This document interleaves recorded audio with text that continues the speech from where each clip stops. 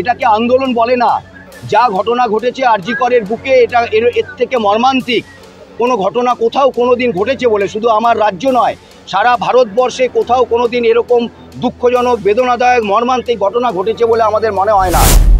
জানি না পশ্চিমবঙ্গের কতজন জানেন যে আমাদের এই ডাক্তার ফ্র্যাটার্নিটির সাথে একটা কি ঘটনা ঘটেছে। আজকে যদি একটা রোগীর মৃত্যু হয়ে যায় সেটা একটা বড় খবর হয়ে যায়, কিন্তু ডাক্তার মৃত্যু সেই খবরটা হয় না যতটা বড় একটা রোগীর মৃত্যুটা হয়। সেটা তো আপনারা সবাই দেখতে পাচ্ছেন। আজকে একজন ডাক্তারের সাথে হয়েছে, প্রপার কলকাতার উপর একটা সব থেকে বড় হসপিটালে হয়েছে, সরকারি হাসপাতালে হয়েছে, 54 ঘন্টা পরিচালে। আরজি করের ছাত্রী মৃত্যুর ঘটনার রেশ ছড়িয়ে পড়ল এবার বাঁকুড়া সম্মিলনী মেডিকেল কলেজে। সকাল থেকেই দোষীদের শাস্তির দাবিতে আন্দোলন বিক্ষোভে নেমেছেন বাঁকুড়া সম্মিলনী মেডিকেল কলেজের ছাত্রছাত্রীরা। দফায় দফায় আজ ছাত্রছাত্রীদের বিক্ষোভের জেরে চিকিৎসা পরিষেবা কার্যত বন্ধ রয়েছে বাঁকুড়া মেডিকেল কলেজে। তবে ছাত্রছাত্রীদের পক্ষ থেকে জরুরিকালীন পরিষেবা চালু রাখা হলেও বন্ধ রাখা হয়েছে ইনডোর এবং আউটডোর পরিষেবা। বাঁকুড়া সম্মিলনী মেডিকেল কলেজে কি বলছেন আন্দোলনরত ছাত্রছাত্রীরা, শোনাবো তাদের কথা। সেটা তো আপনারা সবাই দেখতে পাচ্ছেন।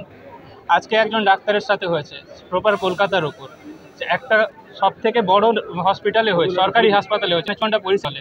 সে একজন ডাক্তার রাতের বেলা একা ডিউটি করছেন, আর ভোরবেলা তার আমার ভাষা নেই বলার, তাকে ওই অবস্থায় পাওয়া যাচ্ছে। আমরা চাইছি দোষীদের শাস্তি। যেভাবে প্রশাসন, আরজিকর প্রশাসন বিশেষ করে প্রথমে ঘটনাটি ধামাচাপা চেয়েছিল, দেখেছেন আপনারাই মিডিয়ায় খবর দেন অনেকে, তার জন্য ধন্যবাদ।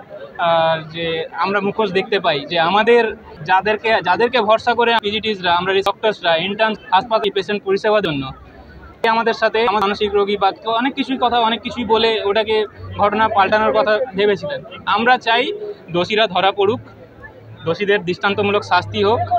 আর দরকার, জানি না পশ্চিমবঙ্গের কতজন জানেন যে আমাদের এই ডাক্তার ফ্র্যাটার্নিটির সাথে একটা কি ঘটনা ঘটেছে। আজকে যদি একটা রোগীর মৃত্যু হয়ে যায় সেটা একটা বড় খবর হয়ে যায়, কিন্তু ডাক্তার মৃত্যু সেই খবরটা হয় না যতটা বড় একটা রোগীর মৃত্যুটা হয়।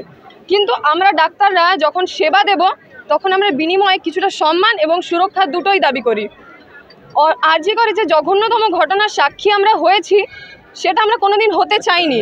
এটা আমাদের মর্মাহত করেছে, আমাদের কাঁদিয়েছে, এবং তার জন্যে আমরা প্রতিটা মেডিকেল কলেজে এই যে কর্মবিরতি ডেকেছি, এবং যাতে এই ঘটনা আজকে কারোর সন্তান বা কারোর ভাই বোন কারোর সাথে যাতে না হয়, এই দিনটা যেন কাউকে দেখতে না হয়, সেই জন্য আমরা সবাই আজকে এখানে জড়ো হয়েছি।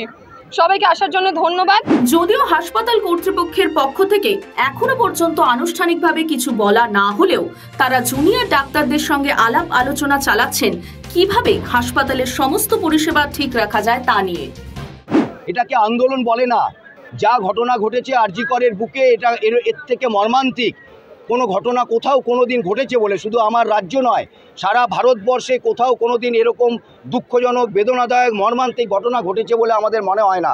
ফলে আমাদের একজন কলিগ, একজন ছোট সন্তানের মতো একটা মেয়ে, সে তার কর্মস্থলে ডিউটিরত অবস্থাতে তার যদি এরকম একটা ঘটনা ঘটে, তাহলে আপনারাই বলুন আমরা কি করতে পারি। ফলে আমরা চাইছি অবিলম্বে উচ্চ পর্যায়ে তদন্ত হোক, তদন্তের পরিপ্রেক্ষিতে যে দোষী হবে সর্বোচ্চ শাস্তি পাক, এবং একই সঙ্গে এটাও আমরা দাবি করছি যে প্রশাসন ওখানে বসে আছে, তাদের বিরুদ্ধে গত সাম্প্রতিক সময়ে নানা অভিযোগ উঠে এসেছে। ফলে ওই প্রশাসককে ওইখানে বসিয়ে রেখে কোনো সুবিচার পাবে বলে আমরা মনে করি না। ফলে ওই প্রশাসককেও সরাতে হবে, ওইখান থেকে সরাতে হবে।